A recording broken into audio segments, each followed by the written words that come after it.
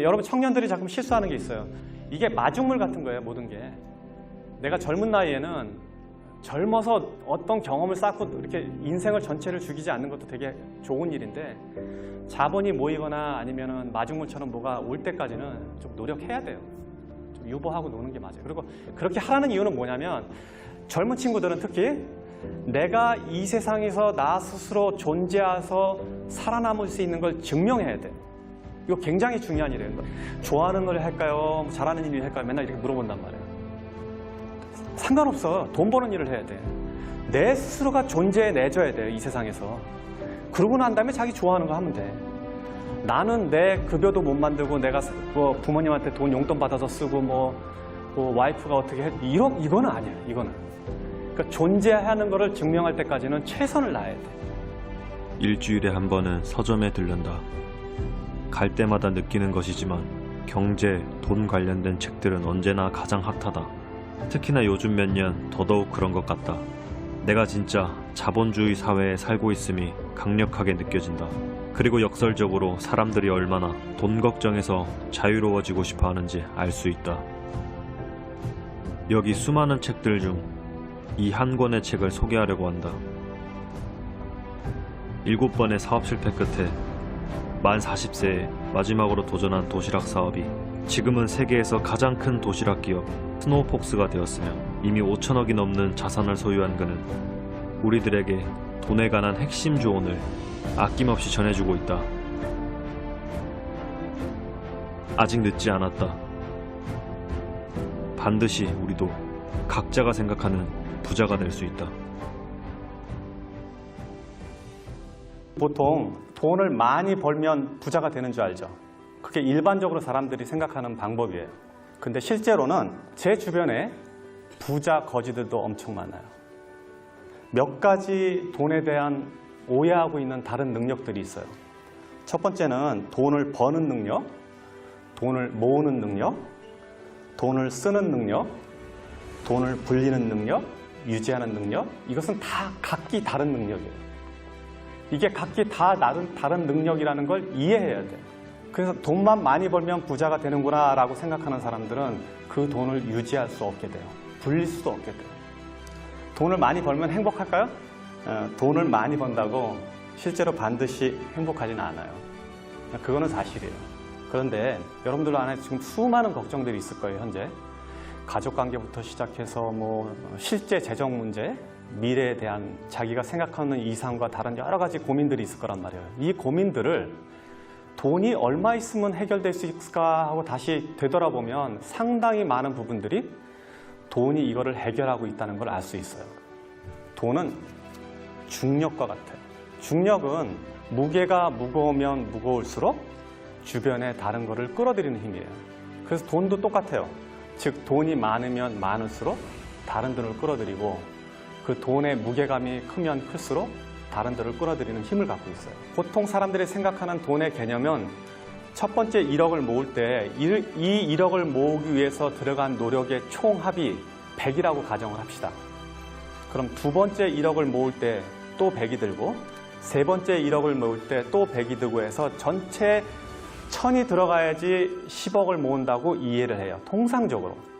근데 그렇지가 않아요. 돈은 중력이 있기 때문에.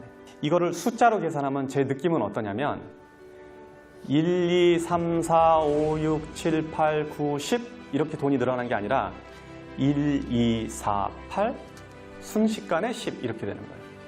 그러니까 그렇게 돈이 늘어나는 거예요. 돈과 중력은 동일한 형태를 유지하고 있다. 이게 돈의 속성 중에 하나예요. 이해를 해야 돼요. 100억, 1000억 이런 소리 하잖아요. 그럼 그게 굉장히 큰 돈 같지만 실제로 한 7번, 8번 대곱하기 하면 거기까지 가는 거예요. 그리고 사업도 실제로 그렇게 커져요. 제가 매장 하나를 가지고 매장 300개 열 때까지는 몇 년이 걸렸는데 그 다음 300개는 언제 했는지도 몰라. 원래 순서가 그렇게 돼요. 그 자체가 힘을 갖고 있기 때문에. 자, 그래서 돈은 중력과 같다라고 이해를 하셔야 돼요. 두 번째, 돈은 인격체예요. 인격체로 돈을 이해하면 돈은 어떤 형태로 보이냐. 여러분들이 돈을 보는 시각이 완전히 바뀔 거예요. 돈은 감정을 가졌어요. 돈은 생각을 해요. 그리고 또 돈은 자기가 좋아하는 데가 있고 싫어하는 데가 있어요. 그리고 돈은 헤어지는 것을 싫어하고 함께 모여있는 걸 좋아해요. 돈은 그래서 몰려다녀요. 그러니까 잔돈을, 작은 돈을 함부로 낭비하면 큰 돈을 모을 수 없는 것은 당연한 이치예요. 그리고 돈은 감정을 가졌어요. 그래서 여러분들이 돈을 벌었는데 이 돈을 아무 데다 함부로 쓰잖아요. 뭐 술집에 가서 탕진을 한다든지 도박을 한다든지 아니면 이유 없이 사치를 한다든지, 그러면 돈을 감정을 가졌기 때문에 나를 이렇게 대하는구나 이 사람은, 그렇게 생각하고 돈은 여러분들을 떠날 거예요. 왜냐하면 돈은 자기를 갖다가 하찮게 대하는 사람들을 옆에 두지 않기 때문이거든요. 또 돈은 생각을 가졌습니다.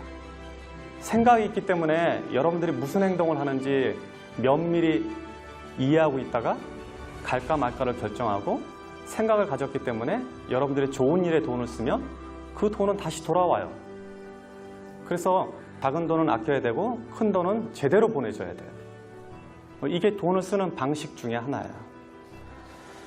그래서 돈은 인격체다라고 이해를 해줘야 돼요. 일정하게 들어오는 돈은 불규칙한 돈보다 힘이 세다. 사업이나 자기 생활에서 이거를 이해 못하는 사람들은 절대 돈을 못 모읍니다. 일정하게 들어오는 돈은 일정하게 들어오는 것 자체가 어마어마한 힘이에요. 일정하게 들어오는 돈은 한 번에 몰려다니는 돈보다 힘이 세요. 무슨 얘기냐면 매달 100만 원씩 버는 사람은 1년 내내 굶다가 어느 날 1000만 원 버는 사람보다 힘이 세다는 얘기예요. 이거를 캐시플로우라고 얘기해요. 일정하게 물이 들어오는 거. 비가 일정하게 골고루 오면 곡물도 자라고 우리가 온도를 유지하거나 세상을 사는데 편리한데, 만약에 한 번에 비가 몰아서 오면 어떻게 될까요? 연량 강수량이 200mm밖에 안 되는데 1년 내내 안 오다가 200mm 한 번에 와. 이러면 우리 풍수로 죽게 되는 거예요. 돈도 똑같은 거예요. 그래서 돈을 어디서 일당으로 돈이 많이 버는 사람들 있죠. 해갖고 하루에 30만 원, 50만 원 버는 사람들 돈을 못 벌게 돼 있어요. 그 구조적으로. 그렇게 하루 일당씩 보면 30일이면 얼마 이렇게 계산하면 여러분 수입보다 몇 배 되는 것 같지만 실제로 그런 사람들은 일정하게 돈이 들어오지 않기 때문에 그 돈을 모을 능력이 사라져버려요. 사업도 마찬가지예요. 매출이 주말에 500만 원 오르는 거 아무 의미 없어요. 매일 100만 원 오르는 게 더 좋은 거예요. 왜냐하면 일정하게 들어오는 돈은 그 돈 자체가 강력한 힘을 갖고 있어요. 그러니까 일정하게 들어오는 돈은 조직화된 돈이라고 봐야 돼요. 그래서 그 돈은 다른 돈들을 이겨요. 더 큰 돈, 목돈 2천만 원, 3천만 원 들어오는 거 아무 의미 없어. 매달 100만 원, 200만 원 버는 게 아주 무섭고 중요한 돈인 걸 알아야 돼요. 고생해서 번 돈은 공짜 돈보다 힘이 세다. 돈은 같은 100만 원이라도 혹은 같은 1000만 원이라도 그 숫자는 지금 현재 보여지는 가치는 동일하더라도 그 돈이 벌어진 과정에 따라서 그 돈의 무게가 틀려져요. 여러분들이 고생해서 벌은 돈은 돈의 가치가, 무게가 100kg라 그러면 누가 준 돈은 1kg도 안 되는 거예요. 그래서 가볍게 날아가요. 이치를 아시겠죠? 그런 돈은 그냥 흩어져 버려요. 복권에 당첨됐다든지 갑자기 사업을 해서 돈을 벌었다든지 혹은 누가 줬다든지 유산으로 받았다든지 땅값이 갑자기 올라서 떼부자가 됐다든지 이런 사람들의 돈은 같은 1억이라도 내가 벌어서 꾸준히 모아서 적금 들어서 벌은 돈이라고는 전혀 다른 가치를 갖고 있는 거예요. 사실 성공이라는 거는, 한 사람의 성공은 그 이면에 굉장히 많은 사람의 슬픔과 고생을 바닥에 두고 있어요. 돈은 몰려다니기 때문에. 그래서 성공한 사람들이 하는 실수가 뭐냐면 지금 이런 거를 잘 지키지 않는 게 보통 성공한 사람들이 흔히 하는 실수예요. 성공이 근본적으로 많은 슬픔과 불행을 깔고 있다는 얘기는 뭐냐면 그 깔은 자체가 마치 가시처럼 이렇게 앉아 있거든요. 그래서 그 가시를 다독이지 않으면 결국 가시는 내 몸을 찔러서 돈을 많이 벌어도 다시 돈을 흩어지게 만드는 힘을 갖는다고요. 이 원리를 이해하지 못하는 많은 창업가들, 사업가들 혹은 젊은 친구들이 사업에 나가서 많은 돈을 벌었을 때 불과 몇 년 만에 혹은 순식간에 다시 바닥으로 내려앉는 것은 당연한 이치예요. 나는 경험에 돈을 쓰는 건 괜찮다고 봐요. 여기서 경험 그러면 이 경험을 어떻게 해석하냐에 틀려요. 그러니까 본인이 경험이라고 우기는 게 진짜 경험인지를 한번 점검해야 돼요. 내가 말하는 경험은 뭐냐면 이 경험이 나를 더 고양시킬 수 있는가 이거. 책값 이런 거 쓰는 거 괜찮아요. 자, 소비 수준이라는 거는 이게 내가 필요한 건가 아니면 그냥 필요한 것이 아니고 그냥 욕구인가를 구분해야 돼요. 특히 자산이 모아지기 전까지는. 여러분들이 언제 일을 그만둘 수 있는지 알아요?